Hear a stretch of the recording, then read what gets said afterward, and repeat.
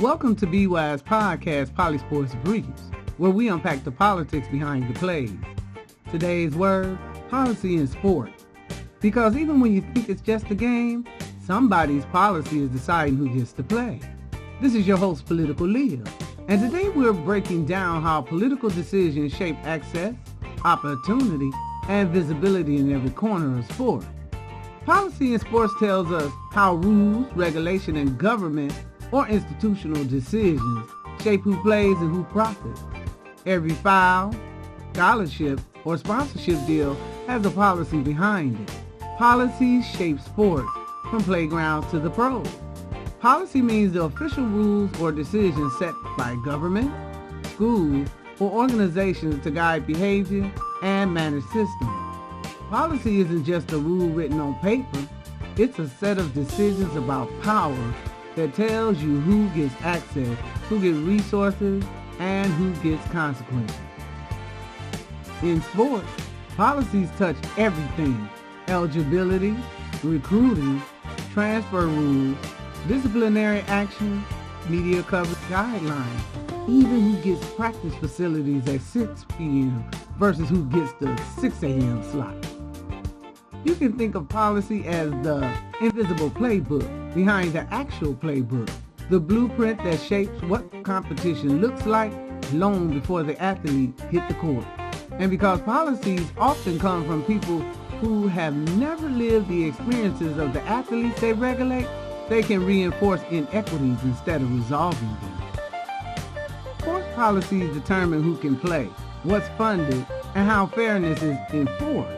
Like Title X ensuring women's sports programs receive equal opportunity, or how the NCAA changed its NIL, name, image, and likeness policy, and shifted the entire college sports economy. Now athletes like Flaw J. Johnson can profit from their brand, something that was once banned.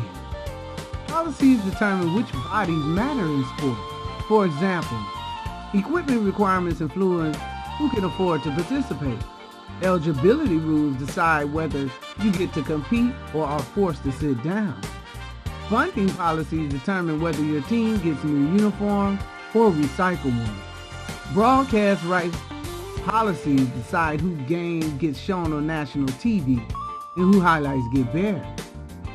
Disciplinary policies decide who is punished and whether punishment is consistent. Because most athletic departments operate within systems shaped by historical power, policy can easily become a mirror of society's inequity. We see this when black women athletes receive harsher penalties, less media protection, or weaker institutional support, not because of their talent, but because policy was never designed for them. Another example is facility and resource policy at the college level. Look at the 2021 NCAA women's basketball tournament, the viral weight room scandal. A single policy decision determined that the women's tournament will receive significantly fewer resources than the men. That wasn't an accident. That was institutional policy wrapped in budget language. A tiered resource allocation structure.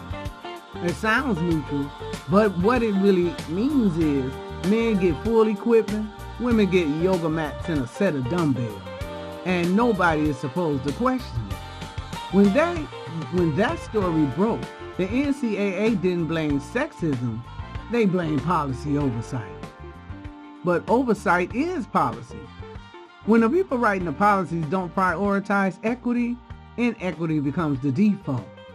Black women athletes often stand at the intersection of those policies, bearing the brunt of underfunding, underexposure, and undersupport, while still performing at the highest level. Let's go even deeper and examine how policy around competitive equity is often used to police dominance. Take South Carolina under Coach Dawn Staley. Every few years when her team dominates, media narratives start shifting. Suddenly commentators claim the team is too physical, too aggressive, or not playing the game the right way. What many people don't realize is that these criticisms are not random. They are tied to policy. When enough noise is made about a team being too physical, leagues respond. And how do they respond? By quietly encouraging officials to tighten whistle protocol, by adjusting point of emphasis, and by framing certain defensive tactics as violations of sportsmanship. It becomes coded language that leads to coded policy. And the outcome? Black women athletes end up refereed differently, more harshly, more frequently, and with far less tolerance for physicality than their peers. Players don't control that. Coaches don't control that. Fans don't know it's happening. But policy is silently shaping outcomes before a single ball is tipped. And that's the part people miss. Policy has always been the hidden referee.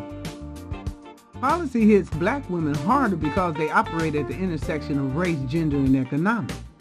That means policies that seem neutral in writing can become discriminatory in practice. For example, dress code policies target expressions of black culture. Conduct policies penalize assertiveness as aggression. Media access policies prioritize white athletes for interviews. Scholarship policies impact recruiting pipelines in predominantly black communities. So when people say policy is neutral, what they really mean is it works well for the people it was designed for. So the next time somebody says policy isn't boring paperwork, tell them no is power in motion.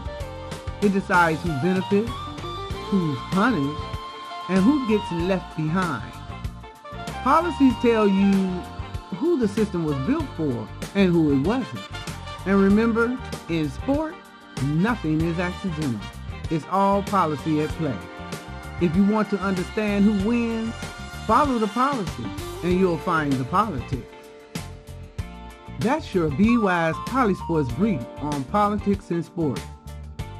If you want to dig deeper into how policy and power shape every play, catch the full 30-minute episode in our upcoming series, Sports as a Mirror of Society. Like, share, and hit that subscribe button, and drop a comment. Because at BWISE PoliSports Podcast, we're a justice-centered media channel teaching politics through the lens of sport. Join PoliSports Nation and Respect Her Game advocacy group at www.respecthergame.online, where we don't just watch the game, we understand the system behind it, and we support the black women athletes who play it. This is your host, Political Leo, reminding you, sports are never just about the games we play, but the stories we tell and the systems we expose. Stay tuned for our next PoliSports Brief, the economics of sports, the money game, who earns it, who doesn't, and why it's political.